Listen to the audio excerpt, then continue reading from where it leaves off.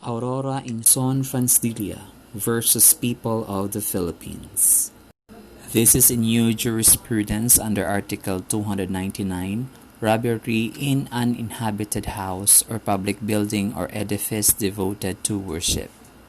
There are three elements for the conviction of this crime.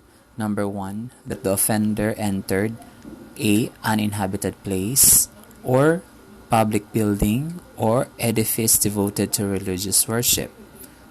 Number two, that the entrance was effected by any of the following means: through an opening not intended for entrance or egress, by breaking any wall, roof, or floor, or breaking any door or window, by using false keys, picklocks, or similar tools, or by using any fictitious name or pretending the exercise of public authority.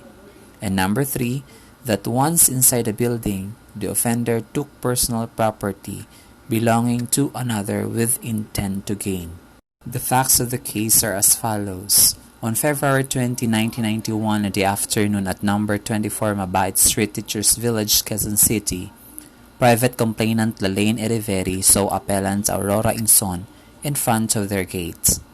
Upon noticing Aurora, Lalaine went to the gate and asked Aurora what is their purpose, as there were four of them. Aurora then inquired about Cynthia Eriveri, Lalaine's sister.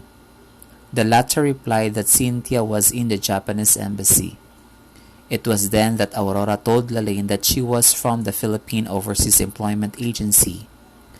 It was upon said pretension that Lalaine offered herself to instead talk to her and allowed her to enter their house.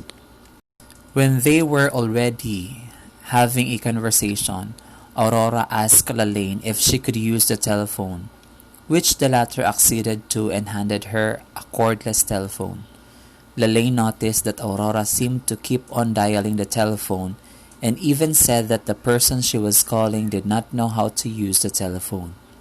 But still Aurora kept on dialing the telephone. Thereafter, appellant Aurora asked for a cigarette. After Lalaine gave Aurora the cigarette, the four other men outside the gate, who were with Aurora, suddenly came inside the house. The four men stood behind Aurora, who was still dialing the telephone. When Aurora told that she could not contact the person she was calling, she asked Lalaine if she could use the comfort room.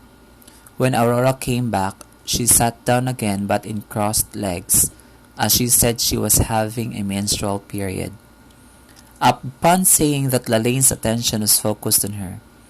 At this juncture, accused Edgardo Cacal poked a gun at Lalaine's neck and announced that it was a hold-up. While appellant Edgardo Cacal was poking a gun at Lalaine's neck, accused Danilo Cuanang and the two other men proceeded to the kitchen. In the kitchen, Danilo and his two other companions herded their maids, private complainant's niece and cousin, inside the bodega. Accused Cuanang came up and the two carried the vault and brought it downstairs. It was also at the time that accused Cacal and Cuanang searched the entire room and took all the jewelries and things they saw. While in the middle downstairs, she saw Cacal, Cuanang, and their two other companions tucking their guns around their waists. The issue here in this case was the accused still insists on her innocence, protesting that the CA erred in affirming the conviction despite the failure to establish her guilt beyond reasonable doubt as a co-conspirator in the robbery. The court ruled that the conspiracy of Fransdilia with her co-accused was established beyond reasonable doubt. It bears stressing that Fransdilia opted not to present evidence in her defense during the trial. On appeal, the core of her contentions in the CA was that the prosecution did not establish her having conspired with the other accused in committing the robbery. She reiterates such contentions here, stating that the state's formal offer of evidence did not include any reference to any evidence specially incriminating her.